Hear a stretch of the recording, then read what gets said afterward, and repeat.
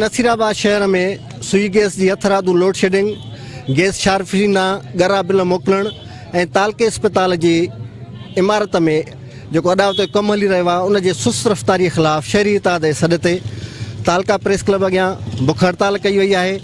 अचो खाइन मालूम कयूं त इन सिलसिले में उन्हनि जो कहिड़ो मौक़िफ़ आहे ऐं शुरू कयल जदोजहद आहे उन जा मुख़्तलिफ़ कहिड़ा मरहला हूंदा, हीअ जदोजहद केसीं ताईं जारी रहंदी?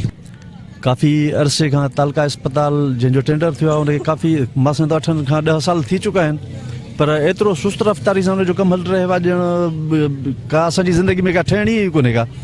सॼे तालके में हिकिड़ी अस्पताल आहे, उनजो कंहिं बि माण्हू खे को बि हींअर ताईं को फ़ाइदो कोन थी चुको आहे। असांजी घुर आहे त इहा जल्द खां जल्द तामीर कराए उन में स्पेशलिस्ट डॉक्टर जेका बि उनजी असनियत आहिनि उहे मुक़रर मुहैया कया वञनि त जीअं असांजे तालके जा माण्हू उन मां मुस्तफ़ीज़ थी सघनि। उन खां अलावा काफ़ी अरसे खां महीने ॿिनि खां वठी गैस जो प्रेशर तमामु घटि छा पर आहे ई कोन जो सुबुह जो माण्हू उथे त को नाश्तो करे, को चांहि करे, को गरम पाणी करे, को ॿारनि खे नाश्तो कराए स्कूल मोकिले।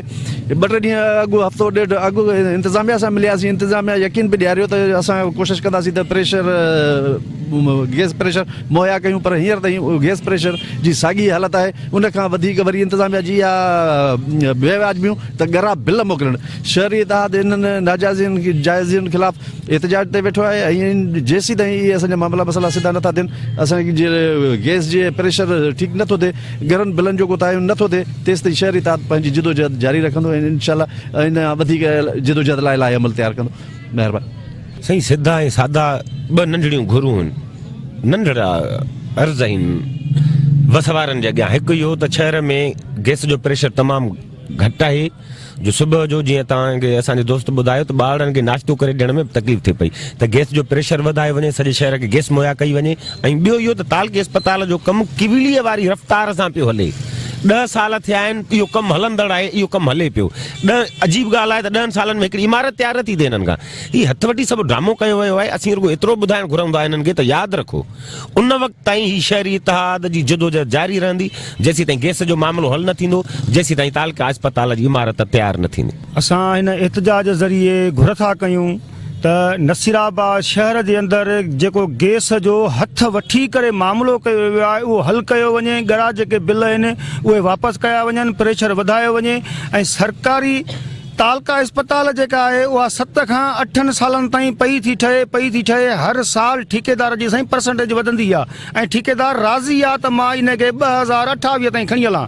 त असां शहरीता तरफ़ां जीअं सरकारी तालका अस्पताल मंज़ूर कराई हुयोसीं ऐं एहतजाज ज़रिए उन्हनि खे मजबूर कंदासीं त 2021 जे अंदरि ई तालका अस्पताल जो कमु पूरो कयो वञे ऐं तालका अस्पताल स्टार्ट कई वञे।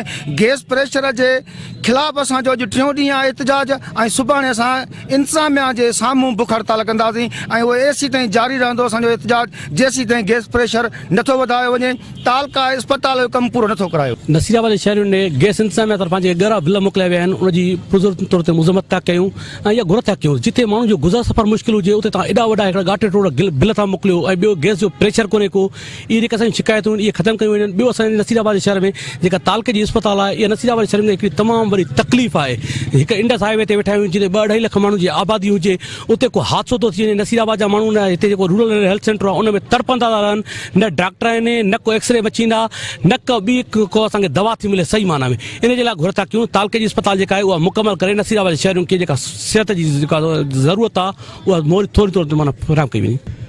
शहर जी सगारी समाजी तंज़ीम शहरी इताद पारां शुरू कयल एहतजाज उन वक़्त ताईं जारी रहंदो जेसीं ताईं पैदा कयल हथरादू सुई गैस जी लोड शेडिंग जो बहरान ऐं घटि प्रेशर ख़तमु नथो कयो वञे ऐं तालका अस्पताल जंहिंजो 10 सालनि खां अॾावती कमु मुकमल नथो थिए, जेसीं ताईं तालका अस्पताल जो कमु मुकमल न थींदो शहरियुनि तरफ़ां हीउ ऐलान आहे त इहो एहतजाज जारी व सारी रहंदो आख़िरी मंज़िल मिलण ताईं। कैमरामैन सज्जाद कलोड़ो सां गॾु अल्लाह बख्श कुरैशी, सिंध TV न्यूज़, नसीराबाद।